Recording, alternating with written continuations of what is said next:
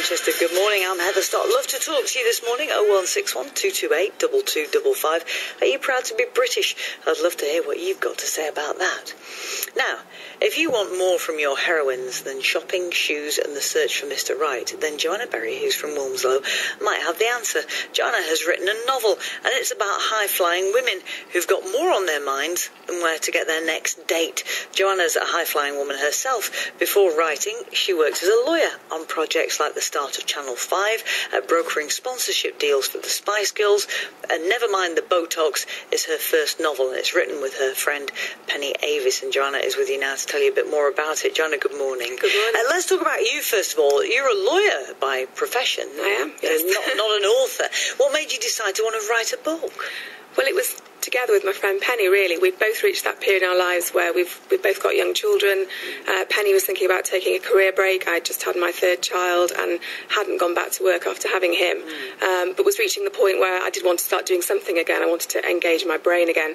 And rather than taking up a job going back into the legal world, I was having this conversation with Penny where she said she'd thought about writing a book about women working in the city. And ironically, I'd had exactly the same thought about 10 years previously when I was myself working in the city, sitting around a boardroom one evening thinking there are so many weird and wonderful people around this table, you really wouldn't believe it, you know, if it was in a novel. And so we started from there, really, and we spent about 6 months plotting and planning what a book might look like. And by the end of it, we'd realised there was so much material that actually there was potential for 4 books, and the first book that's out at the moment is the first in a series of 4. So how do you move from an idea? Because lots of people think that they might like to write a book. How do you move from the idea to the reality then? Do you sit around making notes for ages? I think it helped there were 2 of us because we spurred each other on. But yes, basically, Penny lives in London, and obviously I live here, and we would meet up every month, either in Manchester or London, in a nice hotel, have a cup of tea, and by the end of the day, maybe a glass of wine, and we would plot the book. So we'd start with the characters, really. So we would go from their backstory, so, you know, who were their parents, where were they from, did they have siblings, what were their interests, and then down to things like if you walked into their house and opened their fridge door, what would be in their fridge. So we did a lot of characterisation planning first. And then we moved on to the plot and what the book would be, you know, what the plot would be of the book and how the 4 books would all intertwine, because the 4 books are about 4 different women, but they're all working on the same deal, which is the sale of a cosmetic surgery business. Right, so the 4 books, all about different women, but the thing that ties them together is this cosmetic surgery That's business. Right. And, of course, the title of the book is Never Mind the Botox. Yeah. So talk us through this, then. Why the cosmetic surgery business? Well, our background is, and Penny's a corporate financier. She was a partner in Deloitte, the big accountancy firm, and obviously, as you said, my background is in law. So we wanted to write about professional women, and we'd already decided it would be about the journey of a deal, because a transaction, a deal, there is a beginning and a middle and an end to it, so it's a great story. But also, we wanted to make it about a business that was interesting to the public, and we, you know, I don't know, a wheel manufacturer probably wouldn't be, whereas cosmetic surgery... You've got a point there. Exactly, and, you know, and I think everybody has an interest. I mean, the media's obsessed with image and cosmetic surgery and what women look like. And it's sort of, we just thought it was the current zeitgeist. It's what a lot of women's magazines tend to be focusing on, and it's an industry we thought people might want to know a bit more about. And the plot of the book is about a list of celebrities, isn't it, who have surgery but don't admit it? That's right. When Alex, who's the protagonist in the first book, starts to do work on the deal, one of the first things the lawyers have to do is get under the skin of a business and find out, you know, what's going on. Are there any legal issues there? Anything dodgy going on? And what she discovers that there is a sort of secret out-of-hours surgery going on, where celebrities come and have surgery done, under pseudonyms. So basically, nobody knows they're having it done, and they can pretend that it's all down to their diet and their great genes. Yeah. But actually, they're having the full works. And the minute you hear anybody say, "I'm just very lucky, I've got great genes," you think, "Oh my goodness, you have had surgery."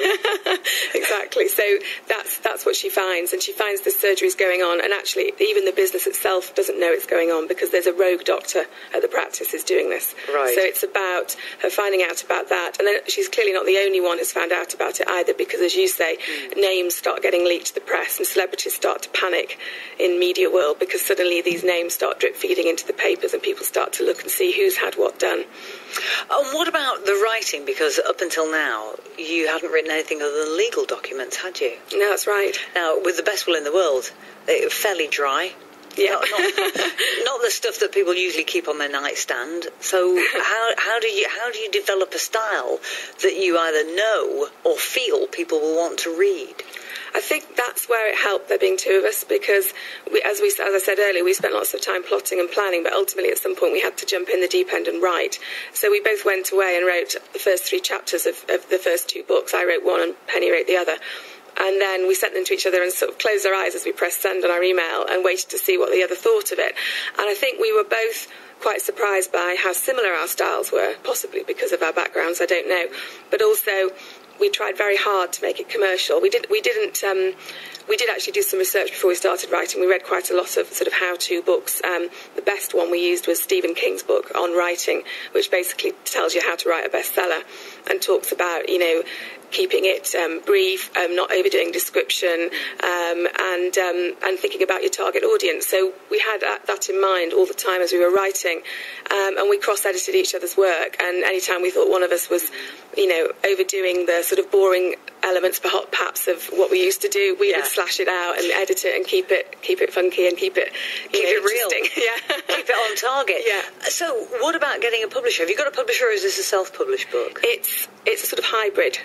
But we're with a firm called Troubadour. We went down we started looking at going down the traditional route, and we found the industry very, very slow, and we were very keen to get our book out there. And we were getting really positive feedback about the writing. Everyone said we could write. Everyone said it was of the moment. But isn't that dangerous, though, if you have to put your own money where your mouth is rather than get a publisher to put their money where your mouth is? I suppose it's dangerous to a view, but also we've bought in a lot of external services, which we've been able to keep control of. So we found our own editor, who has been brilliant.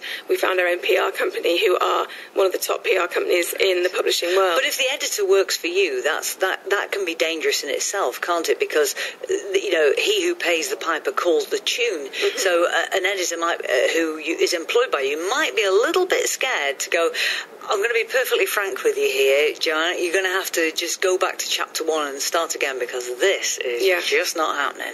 And they're not going to say that if you're paying them. That's a good point. But having said that, she did suggest quite a lot of rewrites, which we did do. So, and our view was we got to know our editor very well, and when we picked her very carefully, and it's in her interest for us to have a very successful book.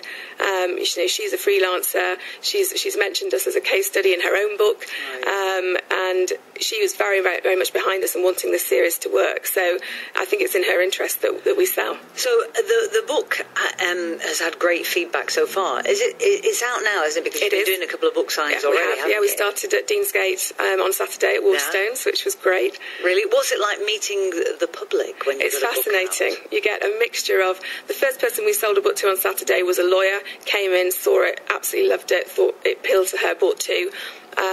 Brilliant, exactly, had exactly the right reaction we wanted. And then we had other people who asked some very bizarre questions. We had one lady who asked us if there were any UFOs in our book. Do you want there to be? That's what I almost said, would you like me to write one in? Because there's a little space at the back. I could just put a little postscript about a UFO if it's going to make you buy the book. Quite. So, but you mean UFOs in it? Sorry, there are no UFOs in it, which is what we had to tell. What an odd question. But she said she only bought books with UFOs in. But that was the great thing about doing a signing. We met everybody from the whole spectrum, and 90% of people were extremely supportive. It would be worth keeping a diary of people that you meet at book signings. Yeah, we're already doing that. And crazy comments that you get, wouldn't it? Yeah, absolutely. Any UFOs? Any other crazy, bizarre remarks? We had quite a few people coming up to us asking us if we'd had Botox or surgery. Really? Thinking and that no, we haven't. Thinking we were some kind of advertisement for, cosmetic surgery. And we had... what else did we have? We had a lot of people thinking we worked for Waterstones, coming to ask us where the local history section was, and then we ultimately ended up selling them a book, so that was quite nice. What time does the cafe open? Yeah, all that kind of thing. That's very interesting, isn't it? It must be quite a revealing exercise. It was. And also quite scary, because you really put yourself on the line, sitting behind a desk going, this is my book, do you want to buy it? It was. It felt very real, actually, that we were actually facing our sort of customers, as it were. Absolutely. So the book is called Never Mind the Botox. It's on sale now. It is. And it's by you and your friend, Penny Avis. It's Joanna Berry and Penny Avis. And your next book signing, Joanna, if anybody wants to come along and find out, really dig deep on that UFO question, where will you be? We're at Wilmslow on Saturday morning, this Saturday coming, and we're at the Trafford Centre Saturday afternoon. Perfect. Thank you so much. Really appreciate it. Lovely to talk to you. Joanna Berry, Never Mind the Botox. It's BBC Radio Manchester 95.1 FM.